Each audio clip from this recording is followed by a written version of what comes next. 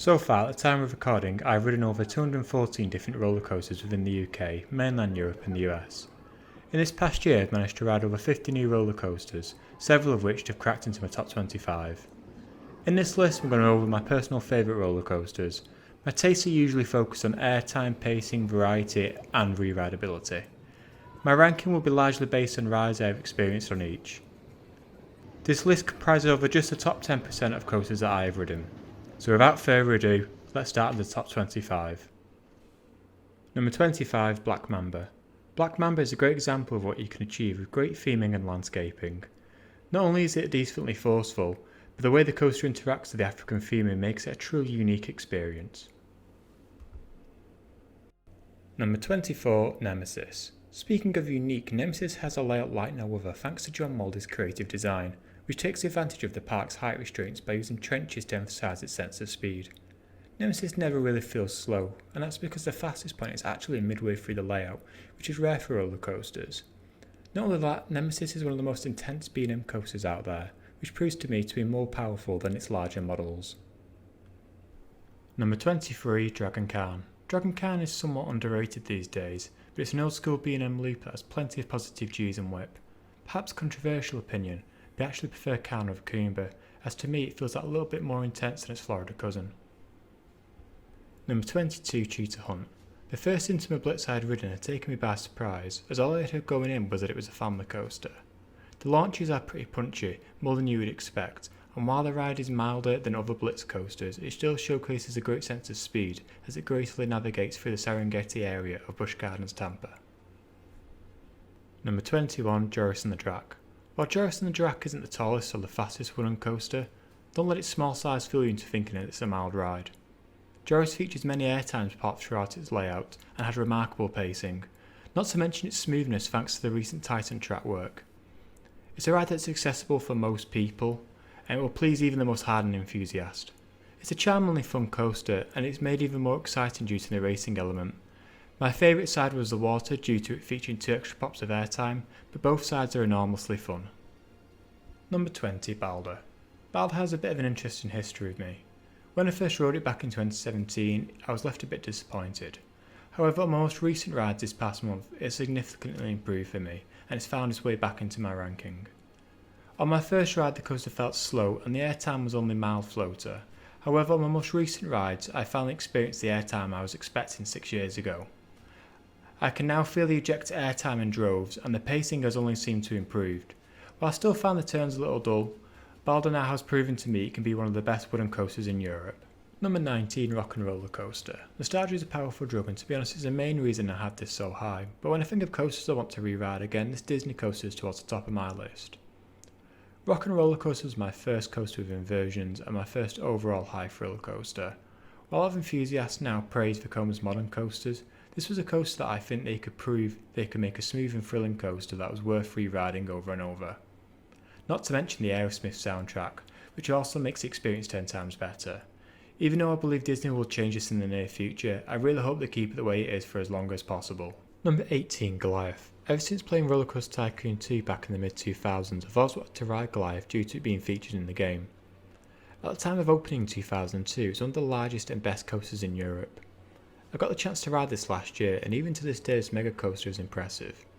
While it might not have the more dynamic elements seen on recent coasters, Goliath has a solid layout filled with airtime hills, close to the ground turns, and first of its kind Stenkel dive. Goliath rode exactly how I expected it to.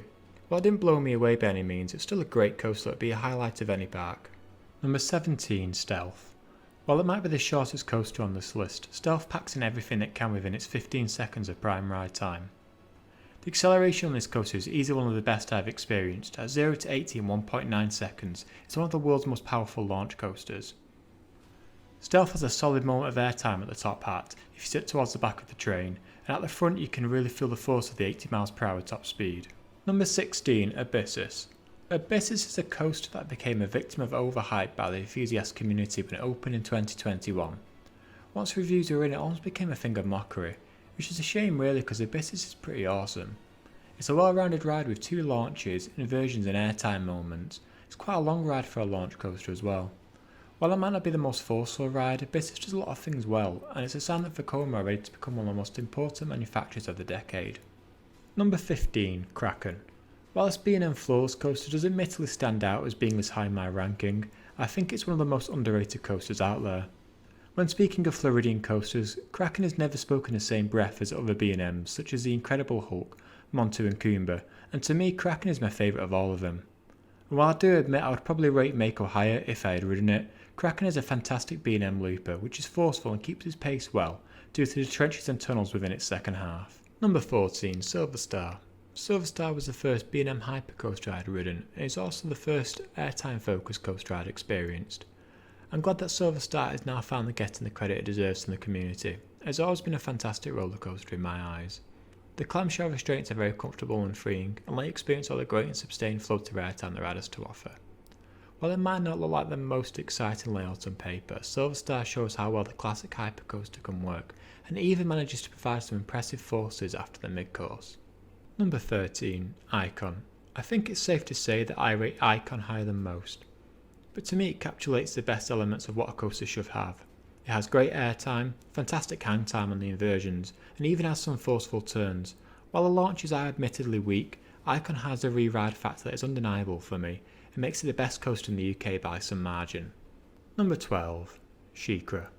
While I've been on several dive coasters at this point, none of them have come close to SheiKra for me. SheiKra, like most dive coasters, have a sense of anticipation and theatre as you slowly approach the 90-degree drop. The only difference is that this time you are 200 feet in the air. SheiKra is one of the few coasters that still provides me with a tiny bit of fear due to the slow anticipation. The drop off SheiKra is one of the best of all the dive coasters I have ridden due to its scale and old style over the shoulder restraints which still provide some flow to airtime as you drop down. SheiKra was my number one coaster for many years, and to this day it's still a coaster that I'm eager to re-ride. Number 11, Woden. Woden is like no other wooden coaster I have experienced. While I've ridden several GCIs on Wickerman, Heidi, Troy and Joris, none of them have the power of this 130-foot beast. Woden is the ultimate example of great pacing.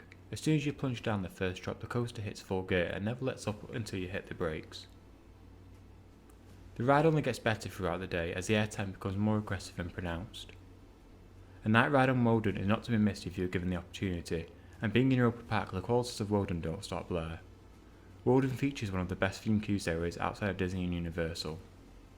Now we are down to the top 10 and we have reached what I consider to be the elite coasters. A lot of these coasters are equal in terms of quality in my eyes, so the remainder of this list will be solely based on my minor personal preferences. Number 10, Ride to Happiness. Ride to Happiness was a coaster that needed to warm up for me to fully appreciate it, but once it did, I fully understood the hype of this Mack Extreme spinner. Every ride feels different but chaotic in its own way. While the front provides some powerful airtime once you reach the top of the first hill, for me it's the back which is the real winner. The feeling being whipped down near the vertical drop is unreal. You feel as if you're being tied to a truck and then thrown off the cliff in the best possible way. Due to the spinning, common elements such as vertical loops and zero-G rolls really feel different and more thrilling as you don't know what direction you are in. Yet the spinning is slow enough so you don't feel nauseous. The second launch provides a nice pop of airtime, and the flying snake dime is just perfect for a spinning coaster as it provides a great amount of whip and airtime. The only downside to Ride to Happiness is that it has quite a nasty rattle when I experienced it this April. I hope that this is something that the park can rectify, as it would rank much higher if not for that. Number 9, Taron. Taking a spot of the best theme coaster on this list, Taron is an engineering work of art. This ride's quality isn't based on any particular element, but rather the whole package. Featuring 2 launches, several airtime moments and whippy transitions, Taron is an action-packed ride from start to finish. What's more, you never know what direction you're going in due to the compactness of the layout. While Phantasialand is already well known, this Intamin multi-launch made the park more widely visible to an international audience. Number 8, Shambhala. Most likely the best B&M hypercoaster out there, Shambhala is certainly an impressive coaster. At a height of 249 feet, it dominates the park skyline, dwarfing the nearby Dragon Khan. Having ridden it in 2013, it's been a while since I last rode it, but my memory is that it's a fantastic flow to airtime machine. The layout was more interesting than your standard hypercoaster, with the inclusion of a figure of 8 turnaround, a speed hill and a splashdown element. Shambhala is for many UK enthusiasts their first world-class coaster, and due to the ride's scale and re-rideability, it's easy to see why it's held in such high regard. Number 7, Conda. To repeat what's been said many times over, Conda is what you'd get if you mixed an Intamin mega coaster with an RMC hybrid. Opening 2021, this coaster is very modern in its design and features the best elements from old and new. A perfect balance of airtime, pacing, speed, moments of intensity, and just a pure re-rideable fun factor which keep it firmly within my top 10. The highlights are of course the first three elements. The first drop has some great airtime and laterals, the airtime hill has sustained ejector, and it's the same result but sideways with the outer bank. While it's not everyone's cup of tea, I love the little bunny hops at the end. It gives the ride a lot of character and makes for a chaotic final. It might be a weird statement, but I actually prefer Conda in the front. The way you get pushed over those hills really makes it stand out. It's a coaster that I can marathon all day, which is why it's so high on my list. Number 6. Cannon. Cannon is one of the few coasters that still intimidates me. With an impressive height of 239 feet, this Gerstlauer Infinity is like no other coaster that I have experienced. While I won't spoil the surprise element, it's one of the most terrifying moments you'll find on any coaster. Not only that, but the outdoor section makes one of the most intense coasters in Europe due to its high speeds and strong forces. For me, the first drop is the highlight as you're flung out of your seat for a substantial moment of time as you twist downwards and pull out of the building into broad daylight, which make the experience feel even more disorientating. This is one of the best drops I've experienced in any coaster. The rest of the layout also features some airtime moments, strong positive forces and laterals, which make the admittedly short coaster section have the strongest impact possible. The only thing holding Cannon back is the rattle, which can affect the re-rideability, but the theming and ride experience make Cannon a must for any coaster enthusiast in my opinion. Number 5. Toutatis. With it being the latest coaster on this list, there's still some debate among enthusiasts about how good this ride actually is. And while I don't want recency bias to affect my view of the ride, I can't deny how hyped I was to first ride this intimate multi-launch. On my first ride, I wasn't disappointed. Almost every element hits on Toutatis, which is impressive considering how many there are. While a lot of moments stand out on this coaster, for me the highlight is the swing launch. The way you get yanked out of your seat reversing backwards is completely bonkers and feels way out of control. The following layout is also impressive, featuring a 110-degree drop, which the trim brake didn't affect for me. I still get a good dose of ejector on the way down, especially at the back. The Zero's G-Store feels whippy on entry and exit, and the little ejector hops deliver more than I expected. The airtime hill offers some solid ejector airtime, and while the wall stall is admittedly the weakest element, even that offered some floater airtime as the ride warmed up. Toutatis is for me the perfect example of what modern coasters should be aiming for. A quality dynamic layout with plenty of re-rideability. It's another amazing European coaster that I think every enthusiast should ride if given the opportunity. Number 4. Untamed. To put it into simple terms, Untamed is everything that you expect from RMC. From weird outer bank stalls to fast-paced inversions, and of course many moments of ejector airtime. Every time the train hit the brake run, I was just laughing at how bonkers the experience was. There is so much airtime that just feels silly.